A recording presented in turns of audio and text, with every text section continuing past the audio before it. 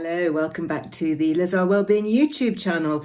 Now, today I thought I would talk about something a little bit personal, something that I get asked a lot, and something that I guess if you had asked me a year ago, I would not have been particularly happy to talk about. So I'm talking about aging. So as you may well know, I turned 60 last year. It's kind of such a big number, and I guess I don't relate to that, to use today's sort of vernacular. I don't identify as 60. I was really kind of going to ignore it and hope that if I ignored it, it would kind of go away. But my team at Earle Wellbeing and the magazine said, no, we need to go loud and proud and celebrate. And my immediate reaction, if I'm really honest with you, was no way. And they said, yeah, come on, we'll do it on big cover. And those of you who, saw the cover last May and June, we'll see that I did end up on the cover with huge, great 60 helium balloons, wearing a bright pink, skin-tight marabou jumpsuit. It was like so out there and so not what I was comfortable with. It was really seriously stepping out of my comfort zone. And, they say feel the fear and do it anyway. Well, I did. And I'm really glad in hindsight that I did, because it taught me a couple of things. Firstly, it taught me that we are braver than we think. And that they say age is just a number, and my gosh, is that true? I felt no different on the day. I feel no different now. So it's crazy, isn't it? We get so kind of caught up in these numbers. But also, I was really overwhelmed by the incredible messages of support, because I did actually write in the magazine about my fear and how nervous I was, and how this whole kind of aging thing, especially for women, especially kind of going into what is often a new phase of life. We may well be retiring, our jobs may be changing, our children are likely to have grown up, if we've had any, and left home, so we're kind of empty nesting. Maybe relationships break down, divorce, certainly that was my case. So life changes, house moves, all sorts of things can make a big difference to how we feel about ourselves. So I got lots of questions actually. So I got lots of support, which was amazing. So if you are one of those who sent me a message of support, I am truly grateful, because you made the process a whole lot easier. But I did get lots of questions, and I kind of saved a few here, which I thought I would go through with you.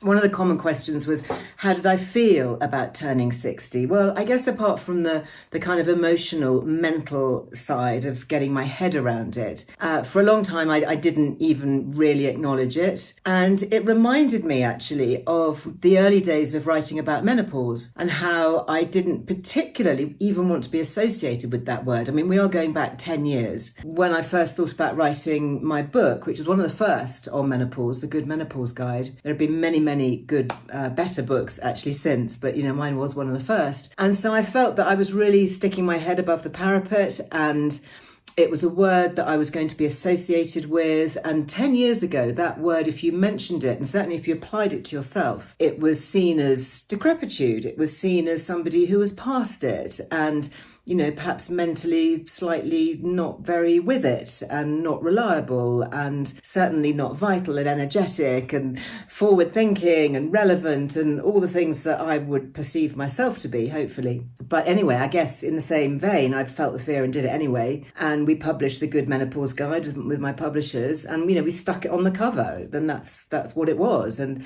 I was really impressed actually that with the reception, it went to number 1 on Amazon the day it was published, which was International Women's Day, chosen obviously because it was a call for empowerment to women, as well as education and knowledge. And it's been amazing how that journey has gone through society, and now menopause is pretty much an everyday word. It's a word like pregnancy that we might not have said years ago, certainly, if you think back to Victorian times or whatever. And periods, similar sort of words that are quite loaded. And we now talk about them. And actually, it's fine to say that you're perimenopausal or menopausal or postmenopausal or whatever. And there are many young women who are plunged into surgical menopause, in their 30s, 20s even, and some women who naturally go through menopause very early. I think the youngest user of HRT I've ever met is 14. because she got plunged into a surgical menopause through a medical condition. So, you know, these age should not be a barrier to entry, I guess, is what I'm saying for discussions. So normalizing it. So I think it was really due to my community, really frankly, giving me that incredible endorsement and support and kind of, yeah, go for it, you know, that made me feel happy. And now actually I almost instigate the conversations, because I realise that it's important to talk about ageing, and not just about any old aging and growing old, but actually growing old well and healthily, because it's all very well to grow old, and hopefully we will. And I do acknowledge that ageing is a gift that's denied to many. So I never use the term anti-aging. It's always pro-aging, because I very much want to age, but I want to age well, and I want there to be lots of years in my life and not just extra, you know, like, yeah, I want there to be extra years. Life in my years is what I'm saying. Life in my years, and not just years on my life. I'm being asked, there's another question here saying, how have you overcome the challenges of aging? Well, I guess it is about reframing it in my mind and having the support of others around me. And I hope that I can smash some of the ageing taboos, just in the way that I've been part of the organisations and movement for smashing those around menopause, and in the same way that many people have, you know, smashed taboos around mental health and all the rest of it. How did I celebrate my 60th birthday? Well, I actually had a big party. I wasn't even going to have a party. Can you imagine? And I ended up, I did have a party with pink balloons, and it was fun. I had lots of friends, and it was my home in the West Country, and friends came down for London, and I had my family, and it was great. A question here: how has being 60 actually been as scary as you thought? No, it doesn't feel any different, so that's a big tick. Are you doing things now that you never thought possible when you were 30, 40 or 50, etc.? Yes, absolutely. I think I feel better for sure. I think I probably look better. In fact, I know I look better at 60 than I did, certainly in my 50s, probably in my 40s too. I mean, looking at the new cover of Earle Wellbeing magazine, and there is no way that in my 50s I would have posed for a cover of a magazine wearing a crop top. Just no way. And my arms didn't look like that, to be honest. And no, they're not retouched. And it just goes to show that we can make a difference. The things that we do, I started lifting weights in my 50s. I started running. I don't run particularly far, maybe a mile, maybe 2 miles. The maximum I'll do is a 5K. And I don't run very fast. It's just kind of a gentle jog, just getting a little bit of aerobic activity going in. But it's very empowering to feel strong, actually, to know that you can lift things, to know that you can move. And it is a case of use it or lose it. So I intend to use it. And actually, while I've been researching my new book, which is called A Better Second Half, and I'll come on to that, it's very much that we need to do resistance training, we need to lift weights. There are things that we do biochemically that will improve stem cell function and growth hormone and all of that, mitochondrial activity, you know, all these words that we're going to be hearing about more and more when we look into longevity. So yes, I feel, how does it feel compared to 30, 40, 50? Am I doing things that I never thought possible? Yes. I absolutely am. And I feel stronger and fitter. I sleep better. I feel happier. Obviously, I've sorted out my hormones and relationships. I feel happier, and I have a better relationship with myself. You know, I've talked about this before. Going through divorce is not easy. I really sympathise for those who are going through that process at the moment. It's a terrible time. Nobody gets married thinking that they're going to get divorced. So it's never easy, even if people are thinking it is or anticipating it or making it look easy. You know, there's always a lot of pain that goes on inevitably. And I had to learn to be really comfortable on my own. And I felt that was important, to actually take some time alone before then thinking about having another relationship. And then there was that fear,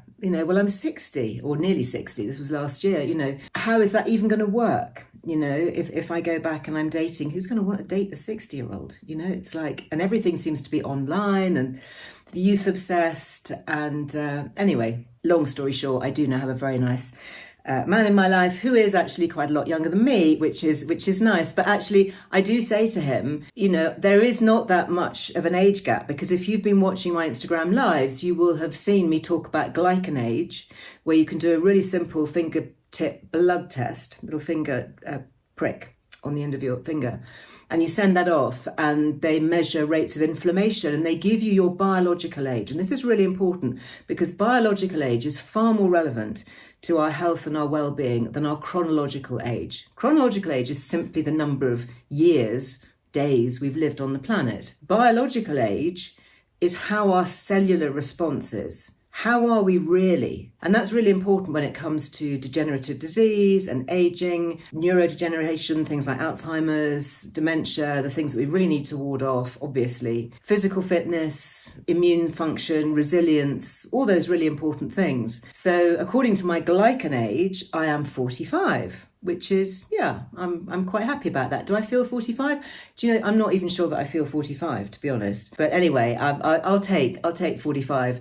And what glycan age does, and I'll pop a link actually below because it's interesting, and we do have a Liz Loves discount with them. What they do is they give you metrics of what's happening inside, and then they give you a strategy as to how you might want to reduce your age, your biological age, so that you feel fitter and you're stronger and you're more well. So I'm going to do some of the things that were suggested for me, and maybe I can dial back my age to be even younger. I don't know. Let's see how far we can go. And I guess with that in mind, that was really why I wrote my next book, which is coming out in April.